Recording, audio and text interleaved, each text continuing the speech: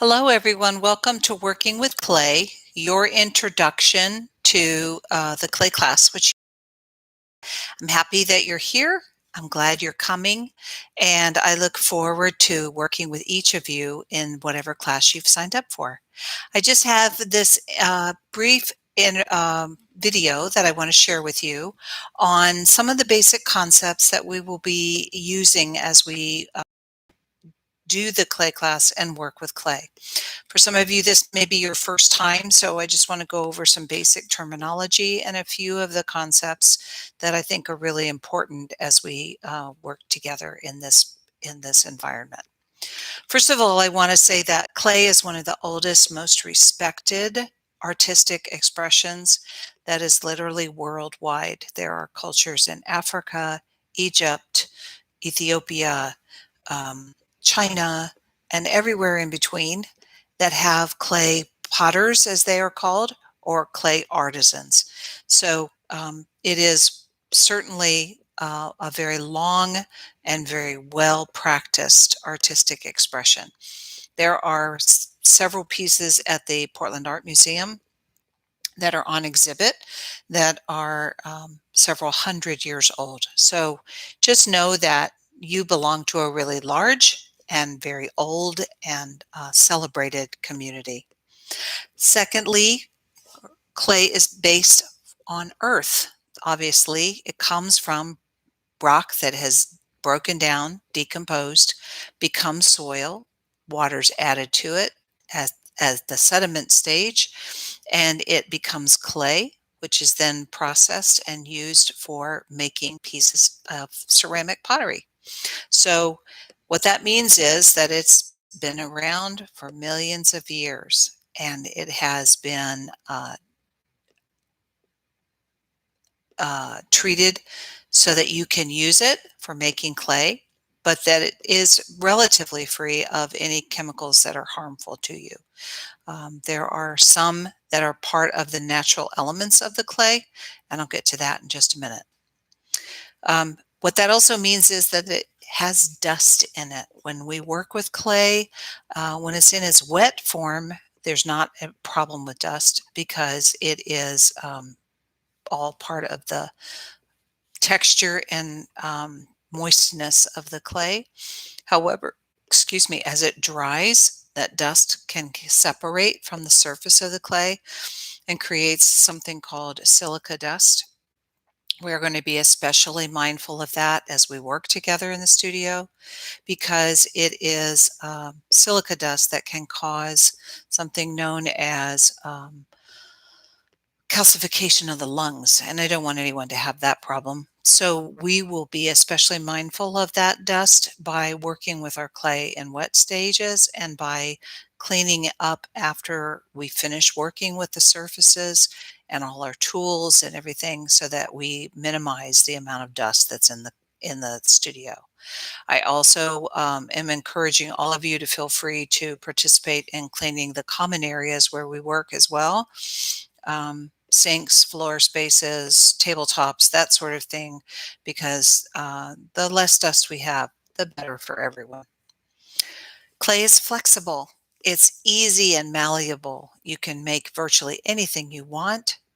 All that's required is a little bit of patience and a little bit of imagination. So the only thing that can limit you on what you're making is your own imagination.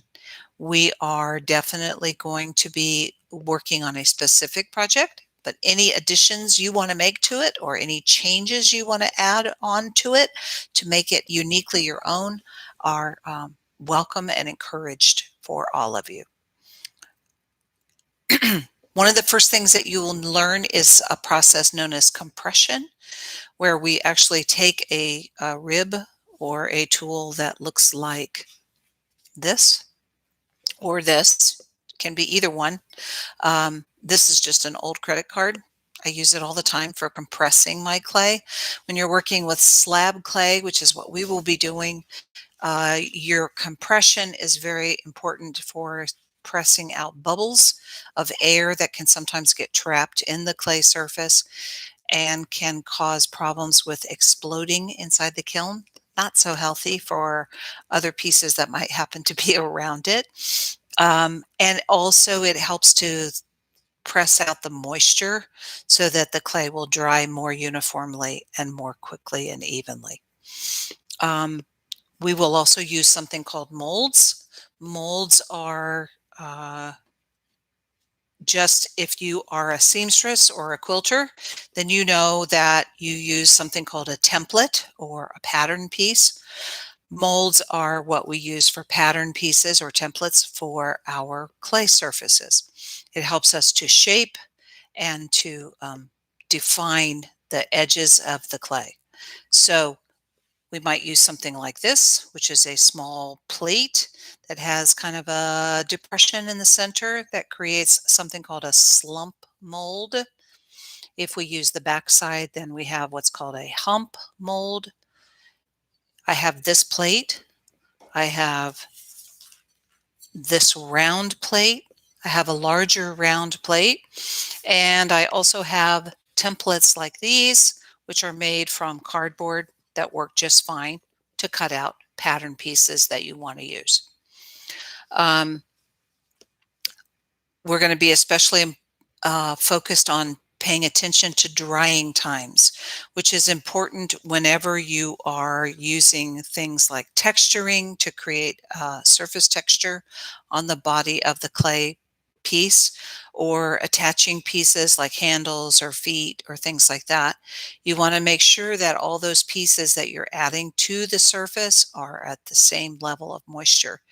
Anything other than the same level can cause problems with cracking, it not sticking properly, even sometimes having it fall apart inside the inside the kiln. So it's just important to keep all those pieces at the same level of moisture. So we'll be learning how to do that as well.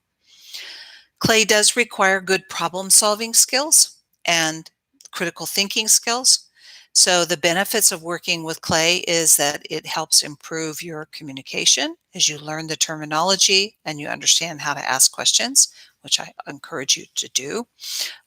It also has the advantage of giving you lots of practice kinesthetically with your sense of touch and your motions and muscle memory in your hands and arms. It gives you visual spatial awareness and helps to develop that as you're working with the clay. And it also gives you a creative outlet for self-expression. So these are all very wonderful critical thinking skills and good problem solving skills. There are a few tools you will need for the class. The first one is a mask. I'm asking everyone to bring one just for safety's sake. We are not necessarily going to be able to keep the full 3 feet of social distancing. So it's kind of important whether you've been vaccinated or not. I want to do this because my husband has pre-existing conditions, and even though we've been vaccinated, we're just trying to be very careful to stay as hygienic as possible. We will also be using cleaning of contact surfaces as well as washing our hands and all of that sort of thing. So you'll have plenty of opportunity to make sure that you stay safe as well. Our social distancing is going to be limited probably to more like 1 to 2 feet because my studio is not that big, but I am keeping the class sizes relatively small, so there is not as much of a concern with too much in the way of contact tracing or spreading. Um, we will be also needing to bring a sponge or even 2 or 3 sponges. If you like or want to add feet or handles, you might want to get one that has a cut edge to it, or you can cut a corner off of yours. Another one just for wiping general surfaces. And then this one will be used for, the larger one can be used for cleaning your tools at the end of your work time, or washing your hands in between and that sort of thing. Um, We do have a limited water supply here. So the good thing about working with slab clay is you don't need to use a lot of water. And with that in mind, I am going to ask you to bring a small half-gallon bucket with you so that you can use that as your water bucket for cleaning, washing hands, and that sort of thing. In addition to the small bucket, I am going to ask you to also bring a small bottle of vinegar, which we'll use to help break down if you're adding handles or feet or any kinds of attachments. The vinegar, white cider vinegar, will help to break down the clay molecules and create something called slip, which you can then use to make those pieces stick together better. I learned that trick from the Maori people, New Zealand, who are very skilled at using natural elements in their kitchen for any type of clay creations that they make. In addition to these tools, you might also want to consider some type of cutting knife, which could be anything from a table knife that you might have in your silverware drawer to this longer knife, which can be used for cutting larger pieces because you have a longer blade to cut the surface of the clay with. We will also, I can provide you with lots of texture material if you're interested. I have rollers, I have plenty of biomass in my yard that we can use, and I have other things that will help you to have the maximum amount of experience out of this that you can get. I will be providing a liability waiver at the start of the class, which I'm asking everyone to sign, as your proof that you have seen this video, that you understand what the practices are going to be, and to free me from any liability, since this is on my personal property, of anything that might befall you for some strange reason. We do not have any reason in the studio that accidents should be a problem or injuries of any kind. So not to worry, this is strictly for my protection. I will provide you with clay. I will provide you with glazes. I will give you 2 firings, one bisque fire, which is when the clay has become leather hard and dry, or bone dry as we call it. That allows us to take the greenware, which is what that's called at that stage, put it in the kiln for the first firing and turn it hard so that it has the sound of clay when you tick it. The second firing will be for glazing or decorating the colors that and surface decorations that you want to put on there. I can also offer lots of suggestions and ideas of how you can add more information or more story on your plate. And I will provide light refreshments of coffee and tea. You're welcome to bring a snack or something that you can share with others if you feel comfortable doing that, or a snack for yourself. Class will run from 11 to 3.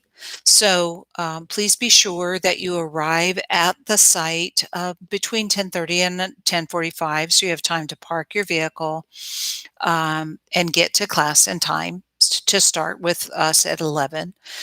I am asking you to use the first driveway as you come around the bend in the cul-de-sac where I live, because the road, as you will discover, is a 1-lane road, and I do have neighbors who live on the other side of me who need to be able to have access to get out. So we will be parking on the first driveway, which goes up a hill and is approximately 100 feet from the, 100 yards from the studio door. So the studio is closest to that driveway, and you will be able to tell immediately where that is as soon as you get here. I'll probably also have a sign that says something like clay class or something like that, so you know too. Do bring your tools with you. If you have any other additional mold ideas that you want to try, if you don't want to use the ones that I'm offering, you're welcome to bring them for yourself. And you can find these I wouldn't go to any great expense. Georgie's has a lot of molds, but they are kind of on the expensive side considering what they're made of. And so what I would recommend is that you go to either the dollar store, which is where I got my plates from that I showed you, or you can go to thrift stores or Goodwill or places like that. Look in kitchen dinnerware materials and bring something else that you want to try instead. Um, Please carpool if you can. Since parking is limited, that would be great. If you're coming with a friend, I would encourage you to carpool together. That'll help save gasoline and also help you to have time together to share as you come and go to and from the class. Last but not least, be sure to arrive on time, as I mentioned before, with your tools, and let's have fun together. I'll see you soon. Take care. Bye-bye.